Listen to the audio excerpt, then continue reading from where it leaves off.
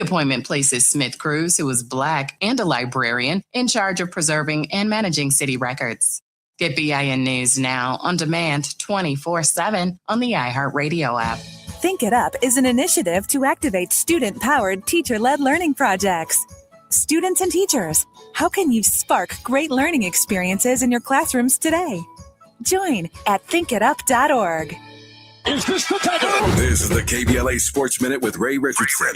I'm a bad man. The Rams made it clear they want to get an early start on preparing for their future at quarterback. With the number 13 pick in the NFL draft, the Rams selected Alabama quarterback Ty Simpson, a player many draft experts did not project to go in the first round. Matthew Stafford was NFL MVP last season, but he turned 38 in February. The Rams know Stafford is nearing the end of a Hall of Fame career. In 15 starts at Alabama, Simpson threw 28 touchdown passes and completed 64% of his pass attempts. The Chargers used their first-round pick, number 22, on defensive end Akeem Mesidor of Miami. Mesidor led the Hurricanes with 12.5 sacks and 17 tackles for a loss. Apparently, the odds makers in Vegas have no respect for the Lakers. Despite trailing the Lakers 0-2 in the playoffs, the Houston Rockets are 8.5-point favorites to win Game 3 tonight in Houston. No debates, no speculation, just the info you need. That's your KBLA Sports Minute. I'm Ray Richardson on KBLA Talk 1580. In a world full of noise, one station keeps it real. KBLA Talk 1580, where the conversation goes deeper, the voices sound like yours, and the issues that matter most to our community take center stage. Progressive, powerful, unapologetically us. Whether you're driving through the city or tuning in from your home or office, join the public square. KBLA Talk 1580, your home for talk that enlightens, encourages, and empowers. Listen live on our free KBLA 1580 app, on our website at KBLA1580.com, or on your radio dial at 1580 AM. Unapologetically progressive.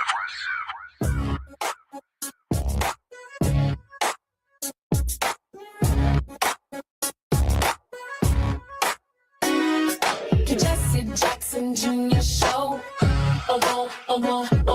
The Jesse Jackson Jr. Show. The Jesse Jackson Jr. Show. The Jesse Jackson Jr. Show. Come on and talk with me. Come on and listen to me. Come on and talk with me. Come on and listen to me. KBLA Talk 1580. Download the app.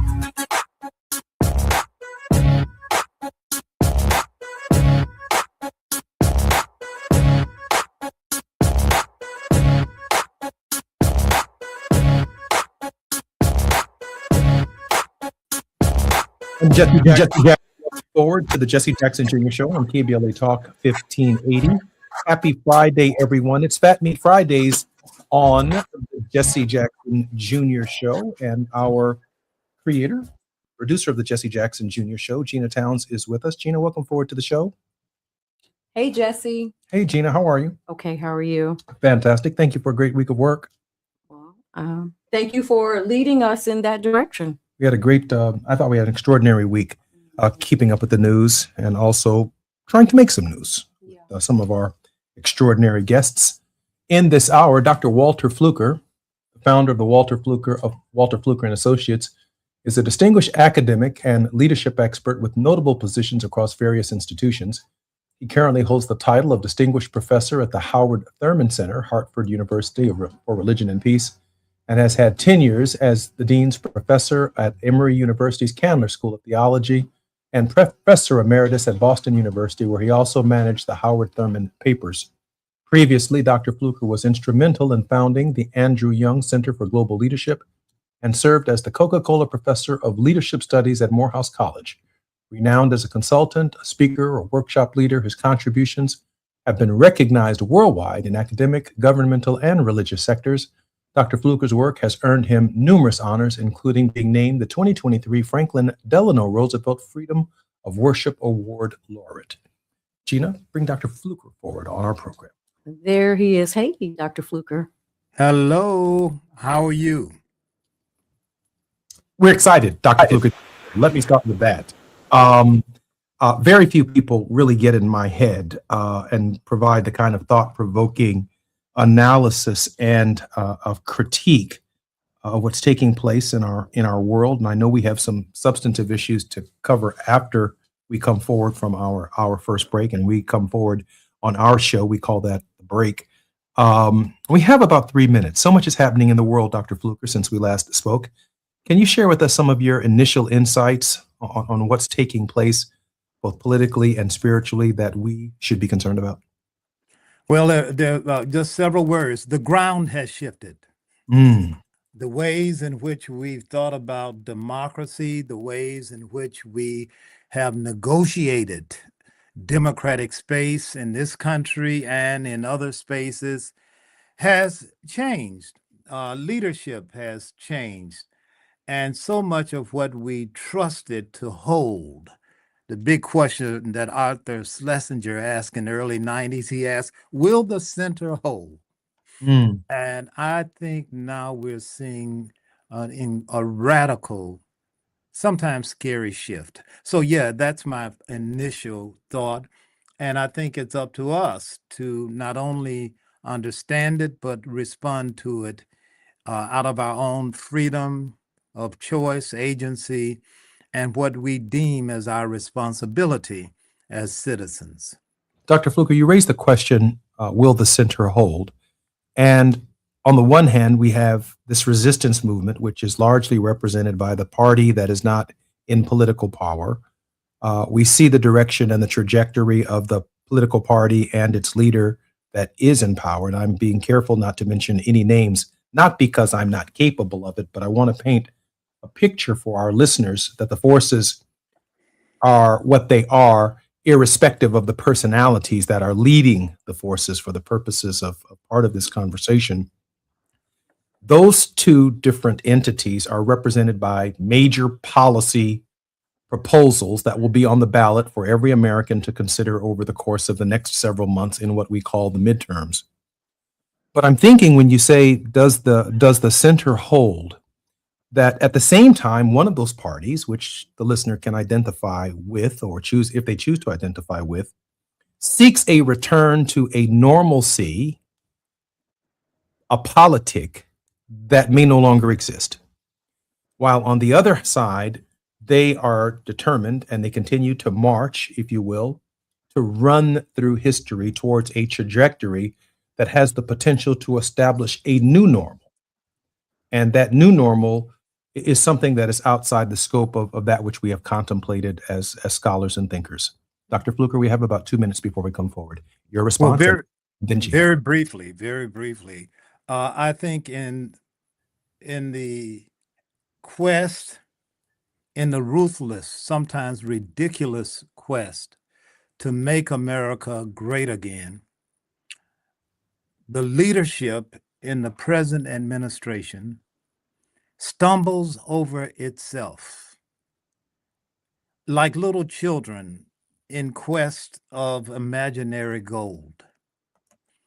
And it has led us into some incredibly dangerous spaces, perilous spaces, which I describe in my new book. And these spaces are rife with plutocratic kind of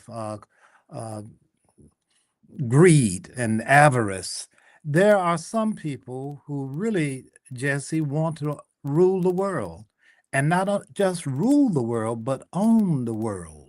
And the world is too large for any human hands to hold. Even Atlas gets tired of holding the world. Dr. Fluker, I'm Jesse Jackson Jr., Gina Towns, and I on Fat Meat Fridays here on KBLA Talk 1580. More with Dr. Walter Fluker. We'll be discussing his new book when we come forward on KBLA Talk 1580, and we will examine the direction that Dr. Fluker has laid out for us right here on KBLA. More when we come forward on Jesse Jackson Jr. Show.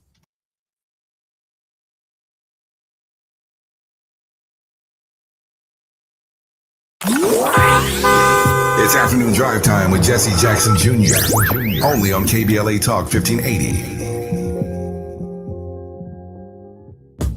Hi, I'm Zoe Williams, host of The Voice of Reason, weeknights at 7 p.m. here on KBLA Talk 1580, with a personal invitation for you to join me and Insight.me as we present The Healing Box, live at Inglewood's world-famous Miracle Theater, Saturday evening, May 23rd at 7 p.m. Look, I understand your attachment style has been running your life like a rogue algorithm, and nobody has had the courage to press pause. Until now, Dr. Pakoya McCall and yours truly are curating a night where clinicians, spiritualists, and an all-star panel of Black woman healers like Dr. Shalonda Sunshine Crawford, Dr. Jashana Johnson, and spiritualist Precious McGill will join some amazing spoken word artists and the legendary comedian Louis Dix to diagnose, disrupt, and heal your relational wreckage in real time. Listen, bring your trauma. As a matter of fact, bring your baby mama. No, bring your testimony. And if you're still texting your ex at 2 a.m., baby, you're not just invited, you're the target demo. Tickets are moving fast, so grab yours at themiracleinglewood.com before your dating history gets flagged as a pre-existing condition. That's themiracleinglewood.com. We'll see you there Saturday, May 23rd at 7 p.m. Did you know about 1 in 3 people with plaque psoriasis may also develop psoriatic arthritis, which causes joint pain, stiffness, and swelling? Does this sound like you? Listen to what it sounds like to be a million miles away. Tremfya guselkumab, taken by injection, is a prescription medicine for adults with moderate to severe plaque psoriasis who may benefit from taking injections or pills or phototherapy, and for adults with active psoriatic arthritis. Serious allergic reactions and increased risk of infections and liver problems may occur. Before treatment, your doctor should check you for infections and tuberculosis. Tell your doctor if you have an infection, flu-like symptoms, or if you need a vaccine. Imagine being a million miles away.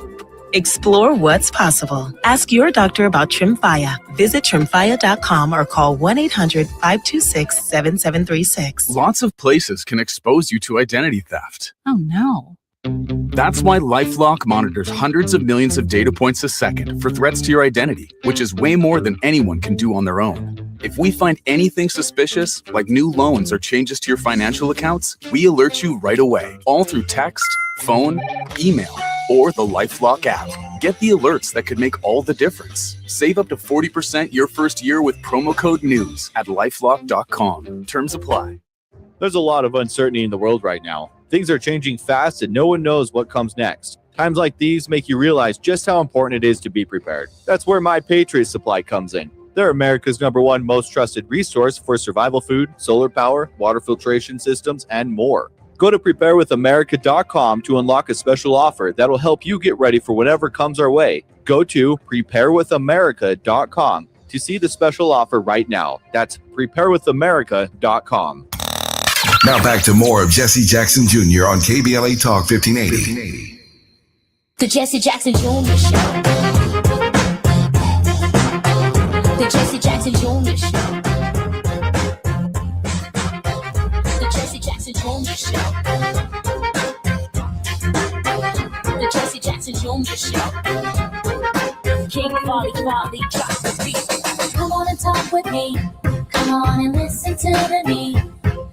Come on and talk with me. Come on and listen to the me. KBLA Talk 1580. I'm Jesse Jackson Jr. Welcome forward to the Jesse Jackson Jr. Show on KBLA Talk 1580. Our esteemed guest right here on Fat Meat Fridays with our executive producer and creator of the Jesse Jackson Jr. Show, Gina Towns, is Dr. Walter Fluker. Previously, Dr. Fluker was instrumental again in founding the Andrew Young Center for Global Leadership and served as Coca-Cola's professor of leadership studies at Morehouse College. He is the author of a brand new book, Wake Up Running, Building Democratic Space at the Crossings. Gina? Dr. Fluker, before we went to break, you mentioned you didn't know if it was going to hold in the middle. And I immediately thought about Elmer's glue. I immediately thought about all of the pieces falling apart from the center. And then I thought, do we even know what our center is anymore? And if you don't know what the center is, you cannot hold it together. And I think that's one of the things we're grappling with as a society and as a country. What is our center? What would you say that we can do to center ourselves again? And what is going to be that glue from your perspective when you talk about in Wake Up Running that you metaphorically and physically have been running for all of your life? First, thank you. That is an excellent question. I think that for those who run this society right now, I mentioned plutocrats. Augustine called them robber barons, pirates who have confiscated the center. But the center for them has never been the center for most people in this country, and certainly not people around the world as it pertains to democracy. The center for those who rule this society now has always been, the glue has been whiteness, a kind of European aesthetic that tells us who we are and who we are not, when we're in and when we're not. And part of their work now is simultaneously to maintain that center while they also exploit the rest of the globe, not just us. So that's important. But for those who have been, as one generation called it, true believers in democracy, I like to think of the belief has been in democratic space. That is, before government as a formal and legal entity with voting and procedures and rights and responsibilities that are formal, democracy asks us to hold a space where everyone is equal. And I know equal is compounded with equity, but equal and free. And whenever one is not recognized as inhering those rights to freedom and dignity and respect, they become a part of those who have no part. That's part of what I argue in the book. And what that literally means is these are people without voice, without dignity, and where they've been historically excluded and marginalized and treated as unwelcome. What must we do then in this moment of great trial? Because trust has been broken. I suggest, and I use very intentional language, that we must congregate, conjure, conspire in commons at crossings. What does it mean to congregate, to come together? And of course, that has some religious suggestions to it, but congregate literally means to come together, to bind together, make a covenant together, and do a little conjuring. I still don't understand why African Americans lost this part of our history and our traditions, because we're incredible conjurers. We do it with music, we do it with athletics, and when we can, we do it in the larger society with democracy. How do we rearrange the room in order to make space for those who have no part, Mm. for those who are quickly being left out, left behind, and disappeared. So, how do we do that? How do we come together? And those are the questions I'm raising in the book. But in order to do that, we must take this moment seriously, urgently. We must wake up running. Mm. Is that to suggest ownership? And what I mean by that is when you bring up our history of conjuring, our expressive nature, and from that, our struggles were dealt with by the conjuring and the imagination that we had and the will that we had and the lack of comfort that we may have had over the past few decades that stopped us from being a conjuring people. But if there's no ownership, the only thing you can then own is your mind. And that takes you back to an ancestral root that says that the glue that must hold us together is our common struggle. And I love the way in the book you talk about your instances in life, for example, being chased by a group of white boys, you and two of your friends, and they had knives. And so there is the fear that comes in the moment. But then there's something that happens after that, I would have to imagine, that causes you to prepare for the next time you would have to run. I suggest that, running often is in fear. Flight is prompted by fear, but running can also be running toward new horizons, running toward new democratic futures. So the running for me is to be aware of what's going on around us and to be alert, but it also means we must run to new futures. And one of the ways I promote this idea of running to new futures is to think about democratic space not simply as isolated here in the United States of America, but we have a diasporic mission. I think we always have had that. Our forebears understood it far better than we. When they left enslavement after the Emancipation Proclamation, and quite frankly, before, they were on the run to new futures, to new horizons. They built their own schools, churches, businesses, and of course, with each push, as I speak about the redemption movement early in the book and later some of the challenges that come for Black enterprise and political participation, still we get up and we keep on running toward those futures. And my suggestion is that at this point, that future points toward something that is global. In fact, I closed the book with a long chapter on creating global leaders, which I call errant leaders. These are leaders who don't necessarily abide by the new normal, the new rules, and who dare to seek new pastures, new understandings of what it means to be not just an American, but to be a person in the world, to become a global citizen.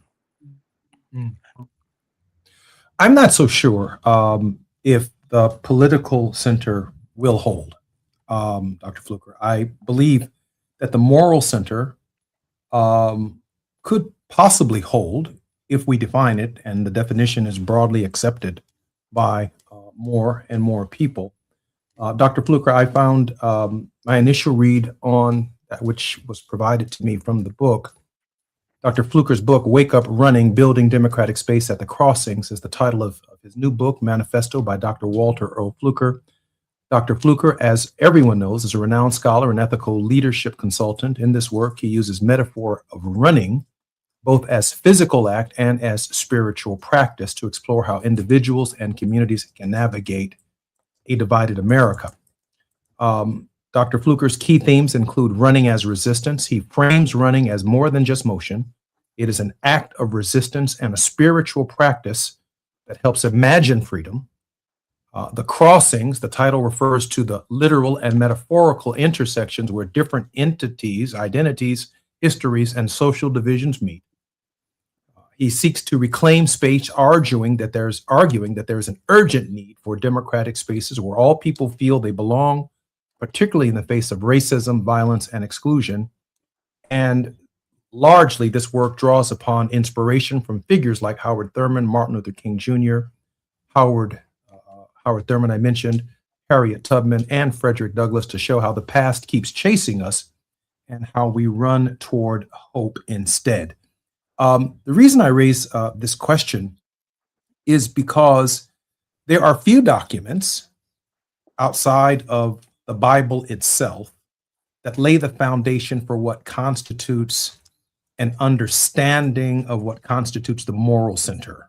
I do not believe the political center is going to hold. It's too far right, it's too far left. The ground in the center is always shifting. But in this moral space, there is agreement, I think.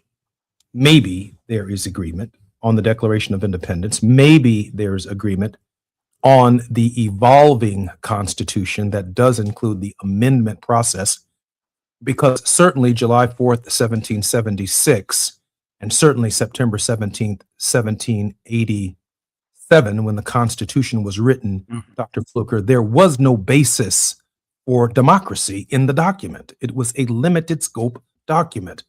The extent to which this process is democratic is because of the Reconstruction Amendments that Black people brought to bear through their struggle and through the chattel slavery system. The extent to which it's democratic, the 19th Amendment brought women into the process. To the extent to which it's democratic, the 26th Amendment brought 18-year-olds into the process. And there's simply no talk about expanding the idea of democracy or protecting democracy. In fact, everything about the body politic right now suggests we're heading in the opposite direction of democracy. Even one of our guests this week talked about that.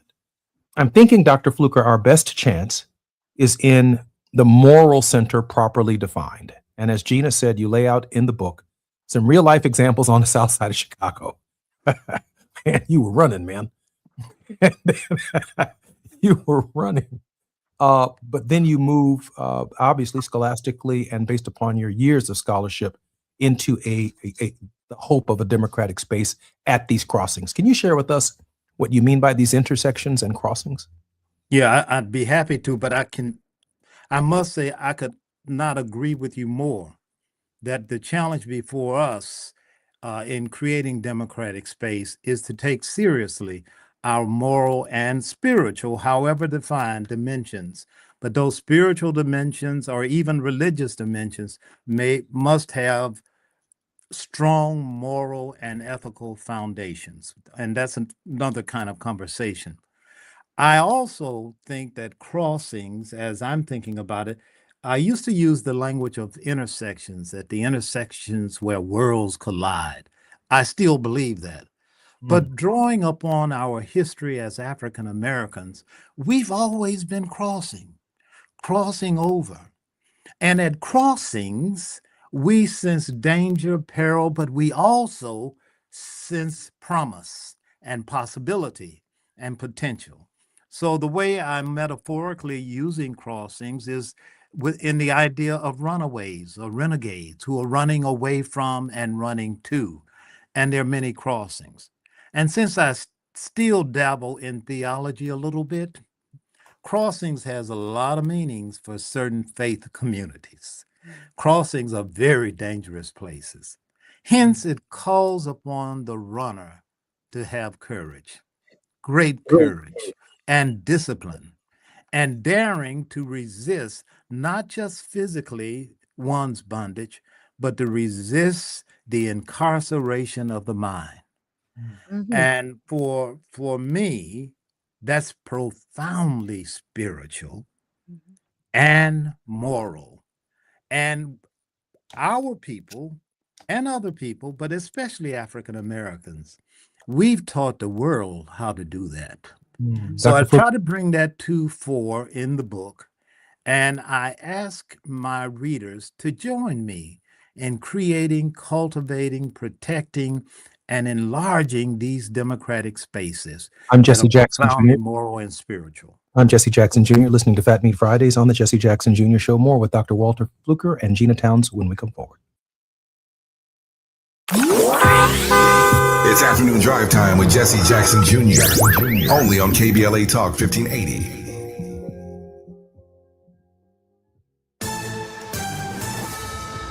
I'm Amber Payton with BIN News Now. Black House Minority Leader Hakeem Jeffries faced some tough questions from kid reporters Thursday during Take Your Child to Work Day on Capitol Hill.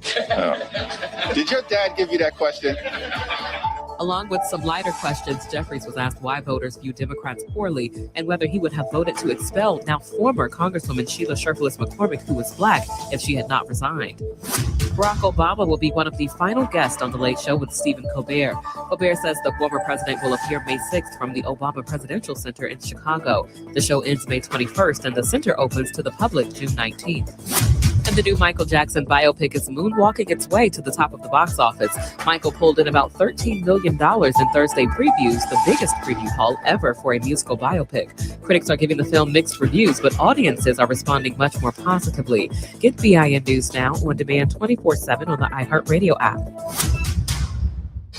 Think It Up is an initiative to activate student-powered, teacher-led learning projects. Students and teachers, how can you spark great learning experiences in your classrooms today? Join at thinkitup.org. Is this the time? This is the KBLA Sports Minute with Ray Richardson. The Rams made it clear they want to get an early start on preparing for their future at quarterback. With the number 13 pick in the NFL draft, the Rams selected Alabama quarterback Ty Simpson, a player many draft experts did not project to go in the first round. Matthew Stafford was NFL MVP last season, but he turned 38 in February. The Rams know Stafford is nearing the end of a Hall of Fame career. In 15 starts at Alabama, Simpson threw 28 touchdown passes and completed 64% of his pass attempts. The Chargers used their first-round pick, number 22, on defensive end Akeem Mesidor of Miami. Mesidor led the Hurricanes with 12.5 sacks and 17 tackles for a loss. Apparently, the oddsmakers in Vegas have no respect for the Lakers. Despite trailing the Lakers 0-2 in the playoffs, the Houston Rockets are 8.5-point favorites to win Game 3 tonight in Houston. No debates, no speculation, just the info you need. That's your KBLA Sports Minute. I'm Ray Richardson on KBLA Talk 1580.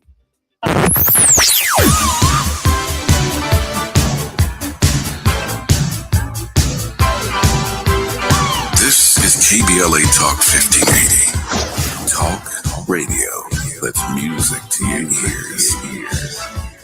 We're unapologetically progressive. KBLA Talk 1580. We've got a lot to talk about. Hi, I'm Zoe Williams, aka the Voice of Reason, encouraging you to join me weekdays from 7 to 9 p.m. for the world's most intriguing relationship radio roundtable. Every night, I facilitate and encourage our loyal listeners to participate in the most engaging relationship discussions you'll hear anywhere. So make it a point to rendezvous with me, Zoe Williams, the Voice of Reason, Monday through Friday, 7 to 9 p.m. Pacific Standard Time. Trust me, your relationships will never be the same. The VOR is on fire tonight. Unapologetically progressive. KBLA Talk 1580. We've got your black. Hi, I'm Fred Martin, founder of Compton Kids Club.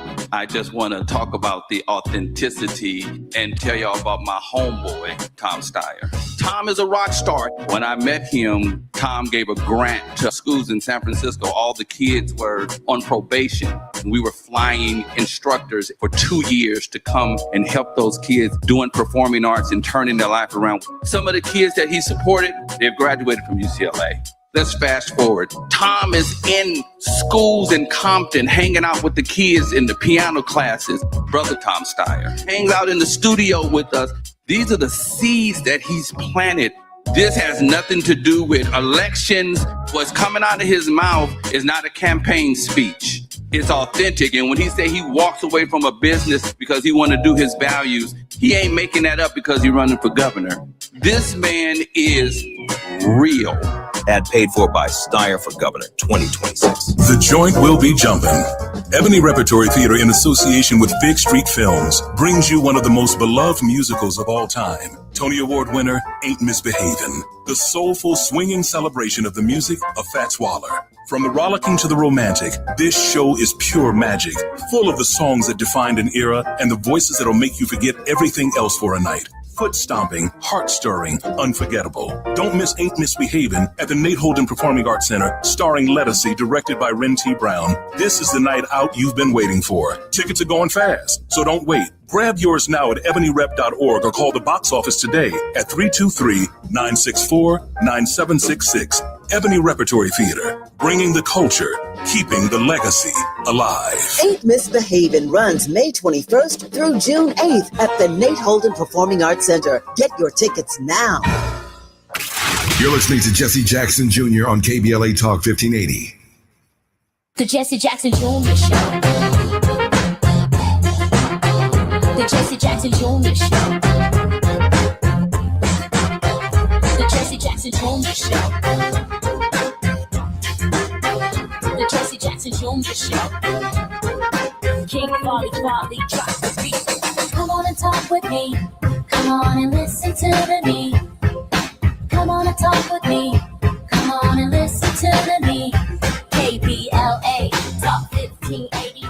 Download the app. I'm Jesse Jackson Jr. Welcome to Fat Meat Fridays on the Jesse Jackson Jr. Show on KBLA Talk 1580. Our regular host, Gina Towns, is with us, but our special guest is Dr. Walter Earl Fluker, the founder of Walter Earl Fluker and Associates, a distinguished academic and leadership expert with notable positions across various institutions. During the break, Dr. Fluker engaged both Gina and I in a deep reflection.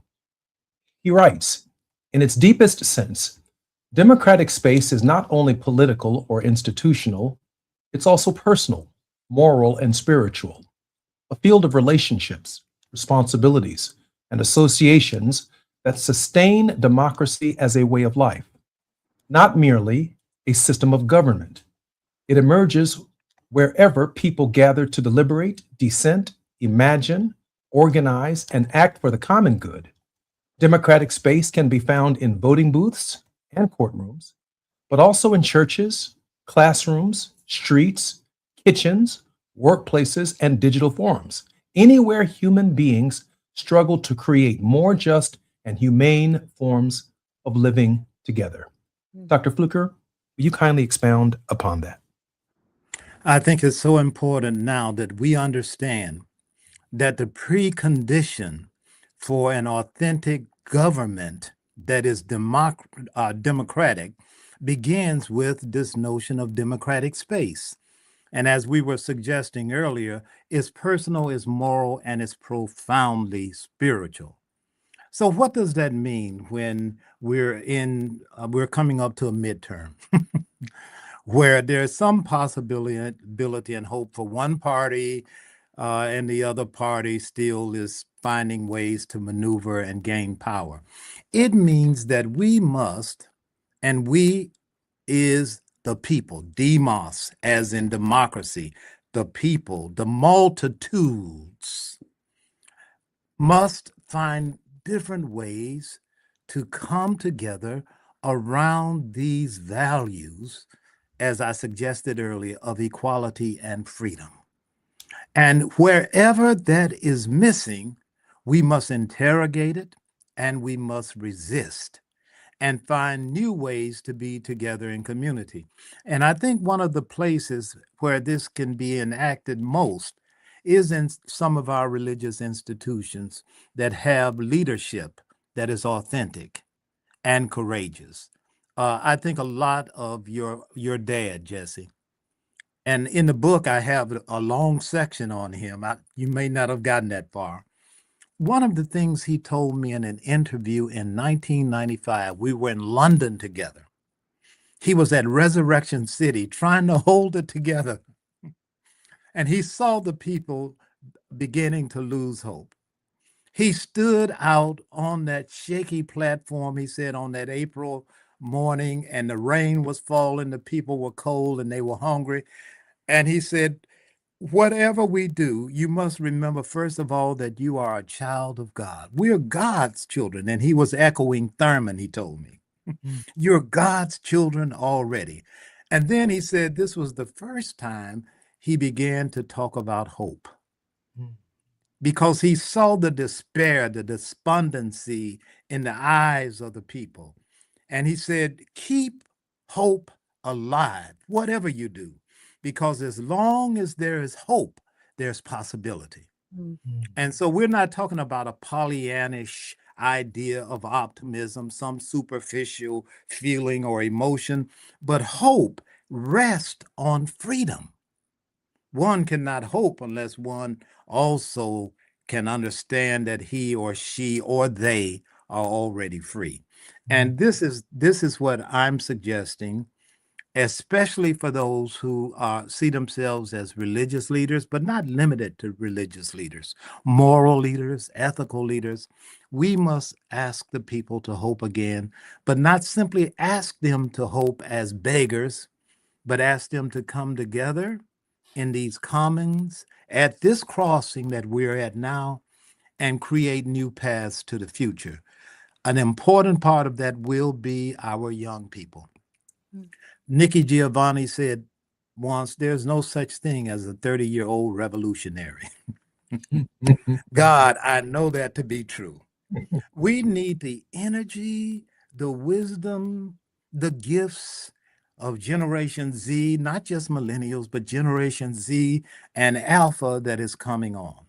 Part of our work, my last long oration today, part of our work is to begin seriously cultivating, creating, I like to say, and Gina likes this, and training a new generation of leaders who are spiritually disciplined, intellectually astute, and morally anchored. We can do that. And we must take leadership there and not give up on our young people.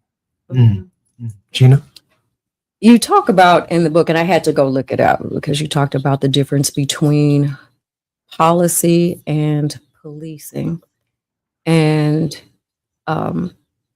in that is also politics. So that the place where we are, the word polis as the root from all of those words, a city or the concept of the city. And so in the concept, we find where we must find the center, how we organize ourselves, what we're going to believe, how we govern ourselves, what's acceptable in society, and how do we achieve equity out of disparity where it exists.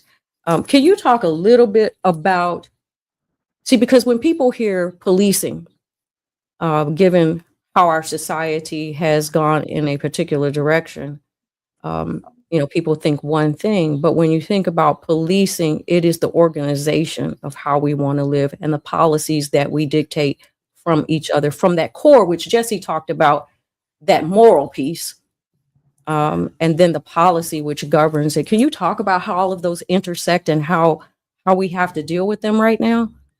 Yeah, policing, I'm using it in a very technical sense, but I think you've named it. Policing, I really borrowed this from a French philosopher, but I won't bother you with that.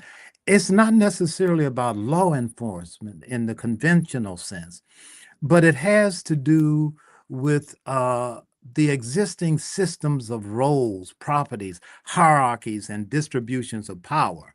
And folks who want to maintain their self-interest reinforce those rules for their own benefit. We see now a new movement in this country that reminds you of slave patrollers. I call them the New November men in the book. And these are those who maintain the order. When you see ICE go into communities, rampage and disappear, that's policing by the state. That's the state apparatus policing. Politics has a different meaning for me, however.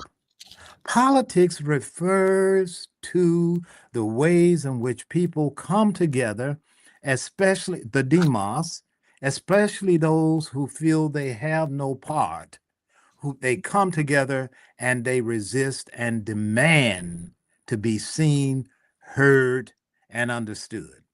And I think we're at that crossing, Gina, in a very, very powerful way. And I'm like Jesse, I have little confidence in politics holding the center. That's not what politics is going to do as we understand politics in its everyday sense. What we've got to do is create again these moral and spiritual spaces where our people, beyond politics, find meaning and value, and what your daddy was able to speak to so well, hope. In the book, I call it hope-filled resilience. I know that our moment for coming forward is now. I just want to say in 30 seconds this. I find in this space, in the post-Jesse Jackson world, the fight to define his legacy in the space that you're talking about, Dr. Fluker, and not to just define him in the political space of 84 and 88 and presidential campaigns, which are limiting to the political order, and the political order are the beneficiaries and midterms and presidential cycles of that. But this space that you're talking about is a deeply spiritual space beyond 1984 and 88 that Jesse Jackson lived, and even before it, when Dr. King talked about a beloved community and a world house. I'm Jesse Jackson Jr., You're listening to the Jesse Jackson Jr. Show on KBLA Talk 1580. We're on Fat Meat Fridays with Gina Towns, and our very special guest is none other than the Honorable Dr. Walter Fluker. More when we come forward on KBLA Talk 1580. Disagree without disrespect. Make your point and keep it pushing. Let's do this. Listen and learn, or talk and teach. Talking and listening around the clock. KBLA Talk 1580. My name is Cynthia Mitchell. I've been an emergency room nurse in Los Angeles County for 25 years. I've been there through every fire season, every outbreak, every earthquake. Every time Los Angeles needed us, the doctors and nurses of Los Angeles County showed up. And right now, I'm seeing another disaster coming. Trump's cuts to Los Angeles County's healthcare system are a public health crisis in the making. Medi-Cal, public hospitals, disaster preparedness are all at risk, but we can stop it. Measure ER fights back against these cuts. For a half a penny, we keep emergency rooms open, care within reach for working families, and doctors and nurses serving the communities we love. When you vote yes on Measure ER, you're not just voting for healthcare, you're voting for LA. Vote yes on Measure ER by June 2nd. Ad paid for by Yes on ER, Restore Healthcare for Angelenos, sponsored by St. John's Community Health and Health Justice Action Fund. Ad committee top funder, St. John's Community You better work. She's rooted in culture and rising in power. Los Angeles City Council member Karen D. Price Jr. invites you to the District 9 Women's Leadership Summit, a powerful gathering celebrating the women who shape our communities. Join us Sunday, May 3rd from 1 to 6 p.m. Registration is open now, but space is limited. District 9 residents receive special priority. This event is free. Call 323-846-2651 to reserve your spot. That's 323-846-2651. Be rooted, be powerful, be there. Getting around LA doesn't have to cost a lot. Metro has fares that fit every budget. 20 free rides for qualified riders through the Life Fare program. Free passes for students with GoPass and affordable options for everyone in between. Wherever you're going, Metro's got you covered. Visit metro.net/fare programs. KBLA Talk 1580. We've got a lot to talk about. KBLA Talk 1580, connecting you with services and solutions. Created with a share of the 1984 Olympic Games surplus, LA 84 began operations in 1985 as a grant-making and educational foundation. Today, the LA 84 Foundation supports hundreds of nonprofit youth sports organizations throughout Southern California annually, trains coaches, commissions research, convenes conferences, and maintains the world's premier Olympic and sports library collection. They are transforming lives and communities through the power of youth sports. To find out about youth sports programs for yourself or your child, and to get information about the grants and support they offer to schools and nonprofits, or if you want to make a donation, please visit la84.org. That's la84.org. Or you can call them at 323-730-4600. This is a community call to action from KBLA Talk 1580. Lena Bloom for the Bail Project.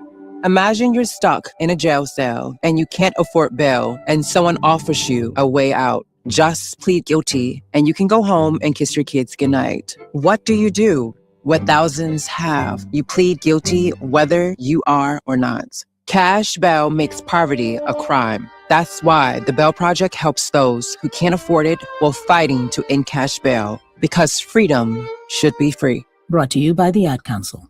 My son loves to fly kites, but my active psoriatic arthritis can sometimes hold me back. Now with Skyrizi to treat my skin and joints, I'm ready to go.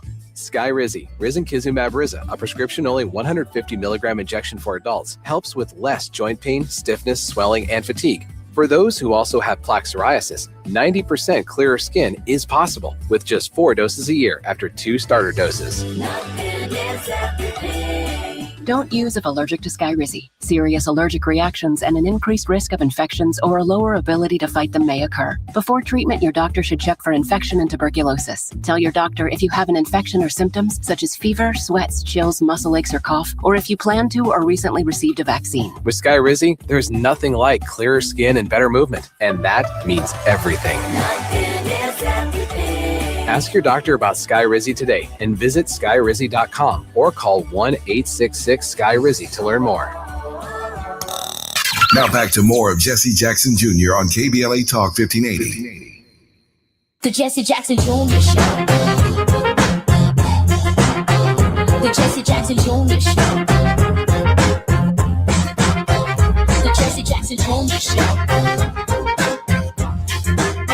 The Jesse Jackson Jr. Show. King Volley drops the beat. Come on and talk with me. Come on and listen to me. Come on and talk with me. Come on and listen to me. KBLA Talk 1580. It's Fat Meat Fridays on the Jesse Jackson Jr. Show. Our guest with Gina Towns has been Dr. Walter Earl Fluker. He currently holds the title of Distinguished Professor at the Howard Thurman Center, Hartford University of Religion and Peace, and has had 10 years as Dean's Professor at Emory University's Candler School of Theology and Professor Emeritus at Boston University, where he also managed the Howard Thurman's Papers Project.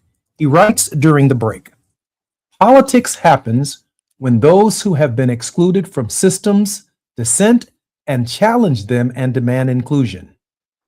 It involves the emergence of a new subjectivity that disrupts the dominant order. In this sense, democracy concerns the struggle for the redefinition of the distribution of certain shares or spaces among certain groups whom Rancière calls that of the part of those who have no part. Here the concern is with the demos, the people, not accounted for in the configuration of power, those relegated to animal life with noise but who cannot speak. This is because the rulers, the dominant orders of a society, determine who is recognized as political subjects who can speak and who can be heard." Dr. Fluker, please expound upon this for us. Think about our struggle now with Iran. I'm not thinking about the rulers of Iran. I'm interested in the demos, those who are not speaking because we are not allowed to hear them. And if we were to think in parallel about where we are, we have a lot of political chatter, Jesse and Gina. All we have to do is turn on the tube. But I'm not sure we are hearing the people and who are left out and whose subjectivity, that's what I mean by that, is denied. It's erased, it's muted. And what if someday along the way, these people woke up running and disrupted the order? Real change comes in democracies and in other forms of government, especially tyrannies, when the people disrupt the order. And I'm convinced that if we are to be saved, and as you said, the jury is out, like big time is out on whether we will be saved. It will not come from the people who are doing all the talking. It's Gina. for those who have been muted, who've been shut out, excluded, and erased. Gina, if I can follow up very quickly with Dr. Fluker on this. Dr. Fluker, the people of Virginia, for example, with the only tool in their arsenal available to them, voted this week to change the structure of the Congress of the United States by potentially 4 seats. 24 hours after the people, using the only tool that they had, the vote, a federal court shut down the wishes of the people. Contextualize that for us, if you might, Dr. Fluker. Well, you see exactly what I'm saying. They were policing the vote. They immediately moved to erase the significance of the vote. I hope it doesn't stand, but yes, that's an example. And what if, again, I pray to God this does occur in my lifetime. We see the mass disruption of the rulers, this kind of tyranny that we're witnessing with God imposters. And I'm kind of like, I'm a good Christian, Jesse, but my students never believe that because I asked them hard questions. But what if we took seriously the table where Jesus stands with his disciples and says, "This is my body, which is broken for you." I tell you, the only testimony that counts in a world where democracy matters is the body. And until bodies are placed on the line, we can do all of the talking we'd like. Gina? Done. It's the body. Yeah, This is my body. You know, I'm so glad that you're gracious enough to stay with us in the next segment when Dr. Ted Williams joins us, because you just really opened, I don't want to say a can of worms, but definitely a can. And that's a lot of meat to chew on for Fat Meat Friday. I want to pick up. And Fat Meat Friday is also the day I visit grandbabies. So I'll be on for a while. I love you guys. But we understand. So I'll be here for a minute with you. We understand. Appreciate it. Before the break, you and Jesse were talking about Reverend Jackson. And one thing Jesse always talks about is what Jesse Sr. was not running from, but rather to. And in that, that's where he discovered the hope. That the hope was what was really driving him. The hope was in his mind. I am somebody was in his mind. And I think in this moment, how important is the seed that has fallen? How important is it for it to multiply in this generation? What a wonderful allusion to the Gospels, Gina. Good for you. It is so important. And Jesse Sr.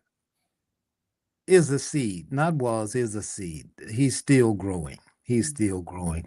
And we're all, Howard Thurman used to say, seeds on the wind. And I say landing somewhere in strange territory. The question is there a map?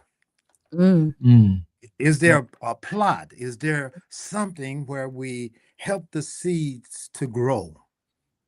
We must begin seriously identifying, recruiting, educating, and training a new generation of leaders. I'm not suggesting that the old guard of leaders are no longer functional. I'm suggesting that we're moving into a new day, a new time, and a new rhythm. And we've got to have folks who can dance to the beat of this new time and this new rhythm. And it is global. It is diasporic.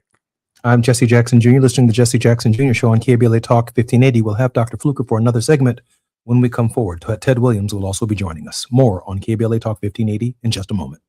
KBLA 1580 Santa Monica. I'm Amber Payton with BIN News Now. Black House Minority Leader Hakeem Jeffries faced some tough questions from kid reporters Thursday during Take Your Child to Work Day on Capitol Hill.